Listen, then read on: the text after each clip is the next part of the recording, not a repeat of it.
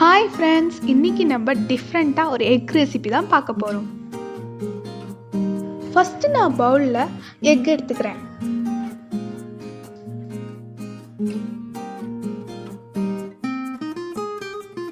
நல்லா மிக்ஸ் பண்ணிக்கலாம் friends.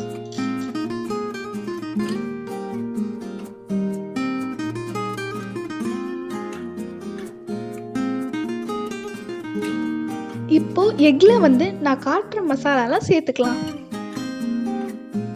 Garam masala, chicken 65 masala நான் ஆட் பண்ணி கலந்துக்கிறேன்.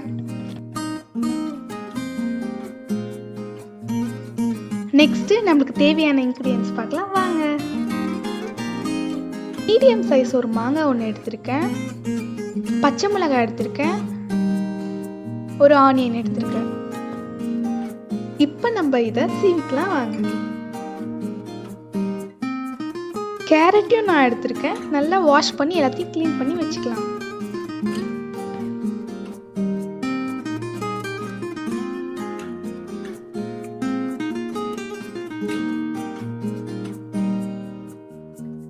எல்லாரும் வீட்லயும் இருக்கும் பார்த்தீங்களா, இதை வச்சு தான் நான் சீவ போறேன்.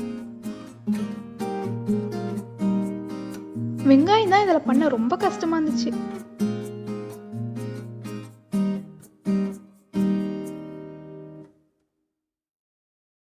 கேரட், மாங்காய்லாம் சூப்பராக வந்துச்சு.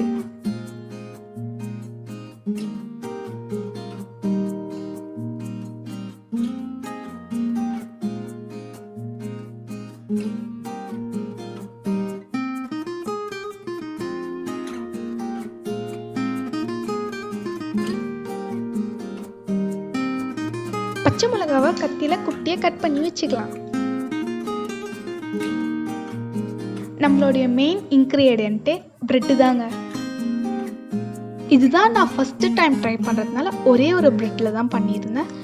நிறைய பண்ணி இது ஒர்க் அவுட் ஆகலைன்னா வேஸ்ட் ஆகிடுன்னு சொல்லிட்டு தான் நான் ஒரே ஒரு பிரெட் பண்ணியிருந்தேன். ஒரு பேன் எடுத்துக்கலாம். ஹீட் ஆனதும் மிக்ஸ் பண்ணி வச்சுருந்த எக்கும் போட்டுக்கலாம்.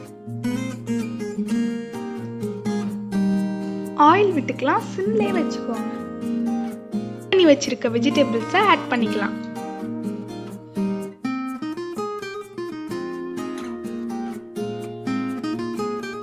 பார்க்கவே செம கலர்ஃபுல்லாக இன்ட்ரெஸ்டிங்காக இருக்கு.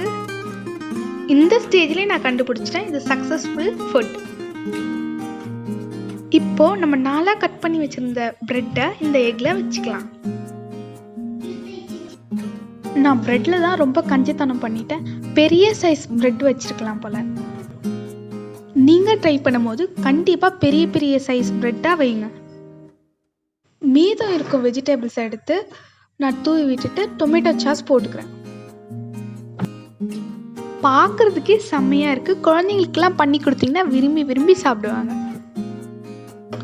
இதில் நம்ம காரம், புளிப்பு, இனிப்பு எல்லாம் சேர்த்ததுனால டிஃப்ரெண்ட்டாக இருக்குது ஃப்ரெண்ட்ஸ் டேஸ்ட்டு. இதை ஃபோல்டு பண்ணி கட் பண்ணி சாப்பிட்டோன்னா இது டேஸ்ட்டே வேற லெவல்.